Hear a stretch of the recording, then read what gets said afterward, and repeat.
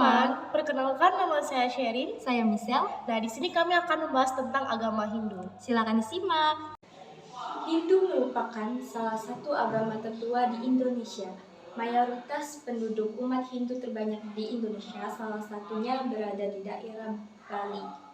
Umat Hindu menyebut agamanya sendiri sebagai Sanatana Dharma, artinya Dharma abadi atau jalan abadi yang melampaui asal mula manusia.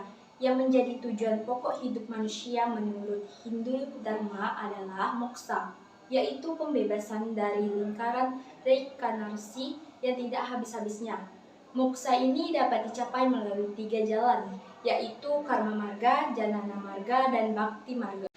Seperti yang kita ketahui, di setiap agama pasti memiliki hari raya, kitab suci, tempat ibadah, dan cara mereka beribadah. Nah, hari raya umat Hindu ini itu dinamakan Hari Raya Nyepi, yang dirayakan setiap tahun baru Saka.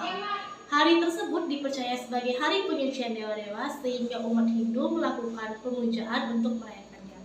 Nah, lalu ciri khas dari Hari Raya Nyepi ini yaitu adalah tidak melakukan aktivitas apapun.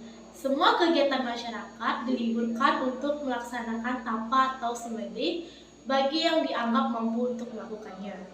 Nah, suasana di Bali ini kalau merayakan hari raya ini itu seperti kota mati karena lingkungannya yang sepi, seperti lampu-lampu yang dipadamkan dan semua orang berada di rumahnya masing-masing.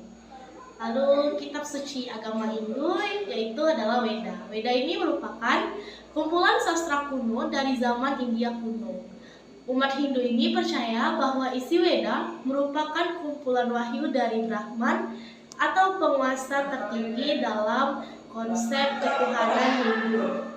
Nah, umat Hindu ini biasanya bersembahyang dengan mengatupkan kedua telapak tangan dengan jimat yang disebut pranam dalam bahasa Sanskerta.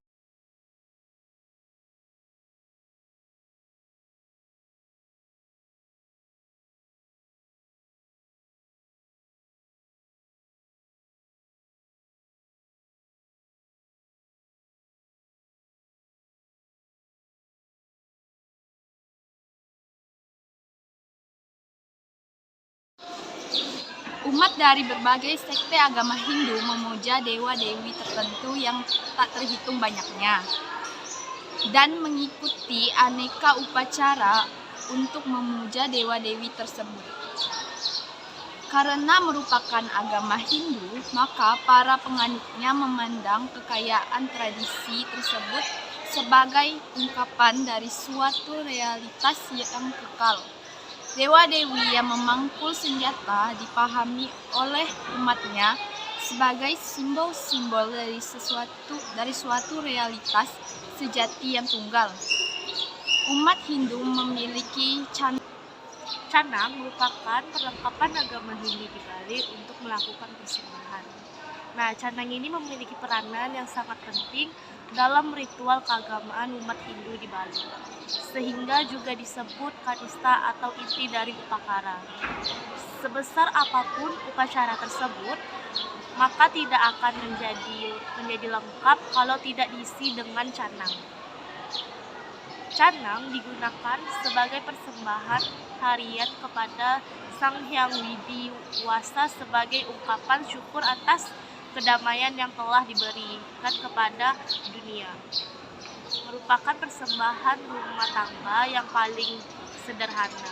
Filosofi dari proses persembahan ini adalah mengorbankan diri sendiri sebab perlu waktu dan tenaga untuk mempersiapkan persembahan. Canang tidak digunakan saat ada kematian di dalam masyarakat atau keluarga. Canang juga digunakan dalam hari-hari tertentu, seperti Kliwon, Purnama, dan Tilem. Nah, lalu pandangan agama Katolik terhadap agama Hindu itu tertulis dalam dokumen Konsili Vatikan II, yaitu Dekret tentang Nostra Aetate Art II, yang dijabarkan sebagai berikut. Sudah sejak dahulu kala sehingga sekarang ini di antara berbagai bangsa-bangsa terdapat suatu kesadaran tentang daya kekuatan yang gaib yang hadir pada perjalanan sejarah dan peristiwa-peristiwa hidup manusia. Bahkan, kadang-kadang ada pengakuan terhadap kuasa ilahi yang tertinggi ataupun Bapa. Nah, kesadaran dan pengakuan tadi itu meresapi kehidupan bangsa-bangsa itu dengan semangat religius yang mendalam. Adapun agama-agama yang terikat pada perkembangan kebudayaan, berusaha menanggapi masalah-masalah tadi dengan paham-paham yang lebih rumit dan bahasanya yang lebih terkembangkan. Demikianlah dalam Hinduisme manusia menyelidiki misteri ilahi dan mengungkapkan dengan kesuburan mitos-mitos yang melimpah serta dengan usaha-usaha filsafat yang mendalam. Hinduisme ini mencari pembebasan dari kesesakan dengan keadaan kita, entah melalui bentuk-bentuk hidup, berulah tapak atau melalui permenungan yang mendalam, atau juga dengan mengungsi kepada Allah penuh kasih dengan kepercayaan.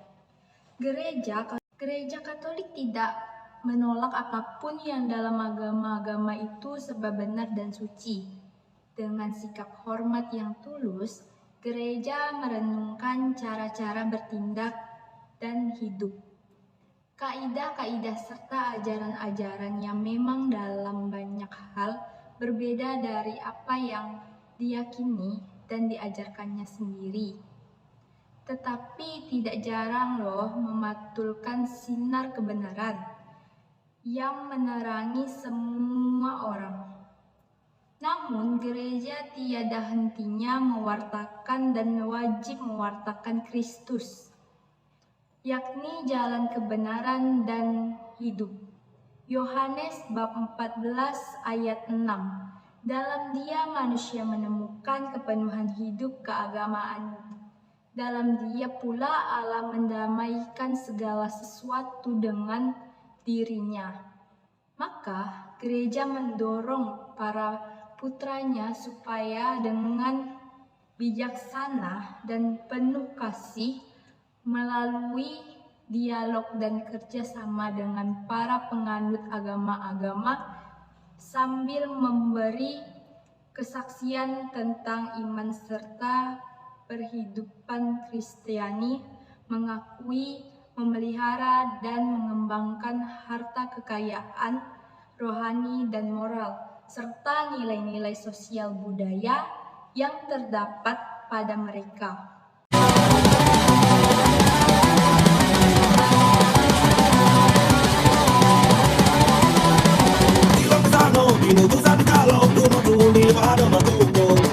Pancasila kau nyomi